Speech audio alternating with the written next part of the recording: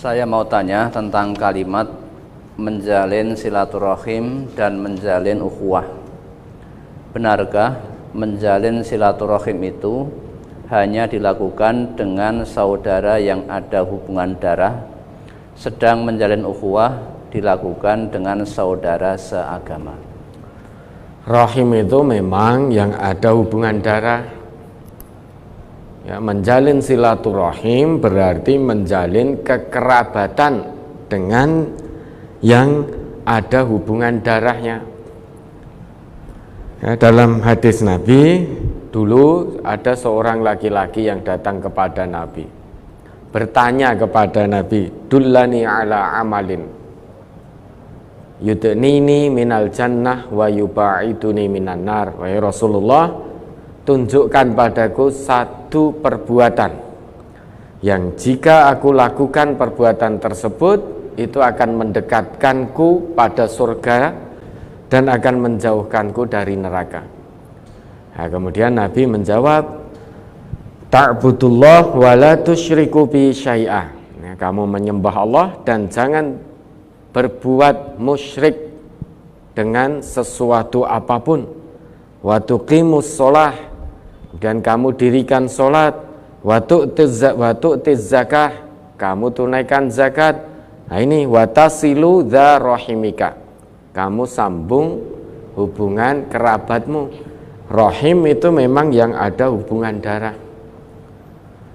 Maka silaturahim itu memang makna awalnya adalah menyambung kekerabatan yang ada hubungan darahnya. Ini penting. Mengapa? Karena sebelum kita menyambung kekerabatan, menyambung persaudaraan dengan orang lain, maka kekerabatan yang ada hubungan darahnya harus baik dulu. Nah, namun kita saksikan tidak sedikit di antara kita yang justru dengan orang lain bisa baik, persaudaraannya baik, namun justru dengan saudara kerabatnya yang ada hubungan darahnya malah tidak baik. Nah, maka sebelum yang lain-lain, sambung dulu kekerabatan, sambung dulu persaudaraan yang sangat erat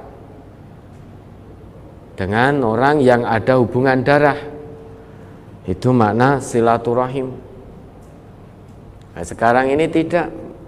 Silaturahim itu sekarang ini banyak yang menyelewengkan arti dari silaturahim. Kan seringkali kita jumpai, misalkan kita bertamu atau orang lain bertamu pada kita, pertama-tama mesti selalu yang disebutkan ini pertama silaturahim, kedua akhirnya apa? Yang kedua, nah, kedua biasanya mungkin mau pinjam uang dan lain sebagainya. Nah, intinya yang kedua ini. Namun yang pertama selalu dibuka ini engkang sepindah. Nah, yang pertama kami silaturahim. Yang kedua baru mengutarakan tujuan yang sebenarnya. Nah, padahal silaturahim, rahim itu yang ada hubungan darah. Adapun ukhuwah ataupun ikhwah ataupun akhun ataupun kata-kata turunannya, itu kalau kita mau memperhatikan, mau mempelajari kata akhun, ukhtun, ukhuwah, ikhwah, itu sebetulnya tidak pernah digunakan oleh Al-Quran maupun hadis Nabi kecuali untuk menunjuk pada makna hubungan persaudaraan yang sangat erat yang hakikatnya bersumber dari satu bapak. Maka kata Allah, innamal mu'minuna ikhwah. Jadi kewajiban sesama mukmin itu hanya bersaudara.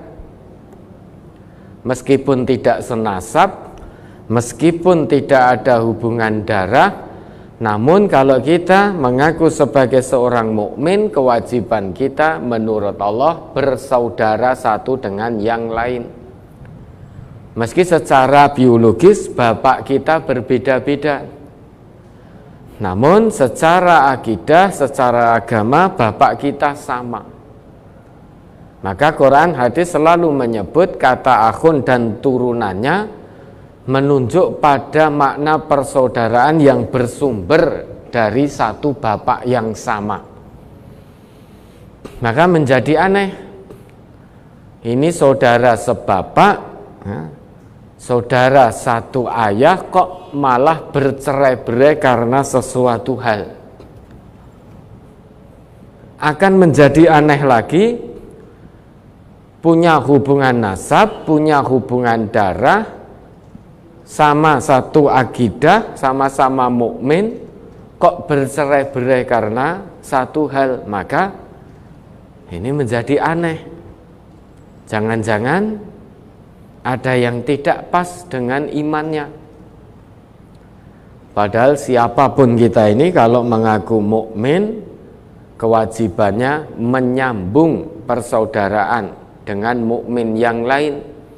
Sampai-sampai Allah sebutkan, Allah jelaskan dalam ayat lanjutannya, fa aslihu baina akhawaikum wattaqullaha la'allakum turhamun.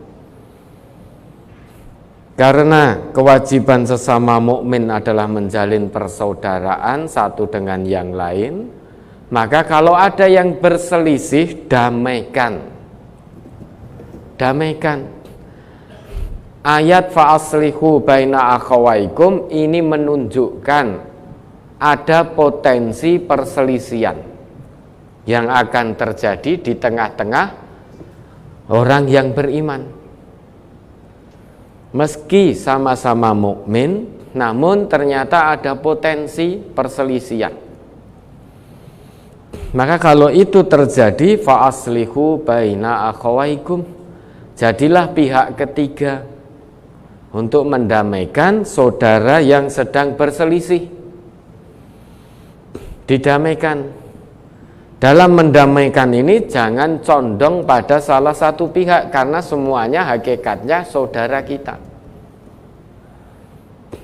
Jangan karena hubungan kedekatan rekae mau mendamaikan namun sudah condong dulu pada satu pihak karena hubungan kedekatan. Nah, pihak yang lain karena tidak dekat maka tidak condong. Nah, misalkan mukmin yang sedang berselisih ini satunya anak kita, yang satu temannya anak kita, podo-podo mukminnya. Lah ini berselisih. Nah, kalau kita menuruti kata hawa nafsu, umumnya manusia orang tua akan membela anaknya dulu, sehingga tidak bisa objektif dalam mendamaikan. Karena biar bagaimanapun itu anaknya, buah hatinya. Tanpa mau melihat dengan jelas dulu, asal itu anak, ya maka condong pada anaknya dulu. Melihat temannya tadi yang berselisih dengan anaknya dengan ainus sukhti dulu, suudon dulu bahwa sing salah teman anak saya, bukan anak saya. Nah, ini berarti kita tidak bisa melakukan islah karena sudah condong. Tidak akan ada keadilan dalam usaha mendamaikan. Kan manusia biasanya memang berlaku seperti itu, asal itu dekat dengan dirinya, ya, ketika punya masalah dengan orang lain sesama mukmin, biasanya condong, dibela dulu. Setelah ditelusuri tenan, ternyata anaknya atau yang dekat dengannya, ternyata dari sisi syariat, dari sisi nidom, ternyata salah. Ya, meskipun sudah tahu salah tetap dibenar-benar ke. Maka wattaqullah, dalam mendamaikan itu takutlah kamu sekalian kepada Allah. Mendamaikan mukmin yang berselisih itu jangan tebang pilih, harus ada keadilan. Sekalipun itu anak kita atau orang yang dekat dengan kita, kalau memang salah, katakan salah, diluruskan. Jangan dibenar-benarkan. Nah, wong salah itu kewajiban kita meluruskan. Bukan untuk membenar-benarkan yang salah. Nah, sekalipun orang yang berselisih tadi dengan anak kita itu tidak dekat dengan kita, namun kalau dia benar, ya tetap kita katakan benar. Yang benar jangan disalah-salahkan. Sehingga dengan begitu bisa tegak, keadilan bisa tegak, persaudaraan sesama mukmin tidak akan tercerai-berai. Karena semuanya berlandaskan ketakwaan kepada Allah. Yang berselisih ketika didamaikan juga mau taslim. Meski yang mendamaikan orang dekatnya, kalau ternyata diputuskan bahwa dia bersalah, ya dia taslim, rujuk semuanya pada Quran dan Sunnah. Itulah ciri orang yang beriman. Karena tidak mungkin persaudaraan satu bapak kok sampai berselisih sekian lama.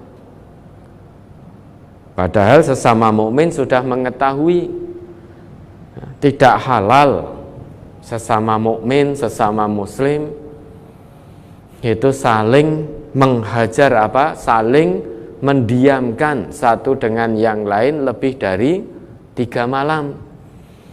Ya, Nabi kita bersabda, la yahillu li muslimin ayyahjura akhahu fauqa salasi layalin. Tidak halal bagi setiap muslim kok meninggalkan saudaranya, saudara muslim lainnya lebih dari 3 malam, artinya neng-nengan. Punya masalah pribadi, sama-sama muslim, sama mukmin, karena terlalu mengikuti egonya, tidak mau membuang egonya, masing-masing bertahan dengan egonya sendiri-sendiri. Yang seharusnya persaudaraan sesama mukmin itu kalau ada perselisihan bisa segera diselesaikan dengan merujuk pada Quran dan Sunnah. Namun ini tidak selesai-selesai, bahkan lebih dari 3 malam. Tidak hanya 3 malam, mungkin 1 pekan, 1 bulan, 1 tahun, bahkan bertahun-tahun nganti mati ora rampung permasalahannya.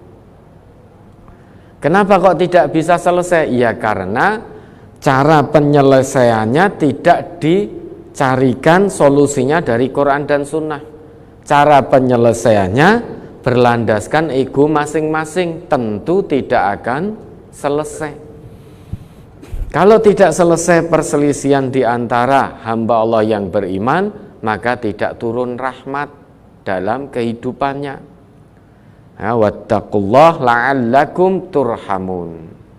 Bertakwalah kepada Allah, ya, niscaya kamu akan mendapatkan rahmat dari Allah. Maka untuk mendapatkan rahmat dari Allah dalam kehidupan ini, kita sebagai mukmin harus saling bersaudara, menjaga ukhuwah Islamiyah.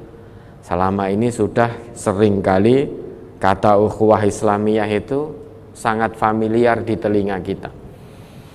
Maka mari kita tanyakan pada nurani kita, apakah kata ini hanya bisa terucap di lisan namun tidak bisa kita amalkan atau bagaimana?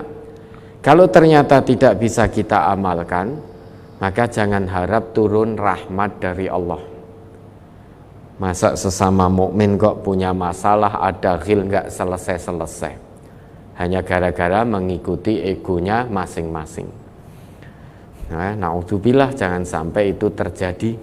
Karena biar bagaimanapun ukhuwah Islamiyah, kata ukhuwah, akhun, ikhwah itu merujuk pada persaudaraan yang bersumber dari satu bapak.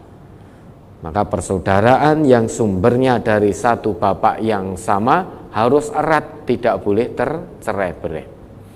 Maka betul yang namanya silaturahim itu adalah menyambung persaudaraan dengan yang ada hubungan darah, menyambung kekerabatan. Kemudian ukhuwah itu menyambung persaudaraan dengan mukmin atau muslim lainnya.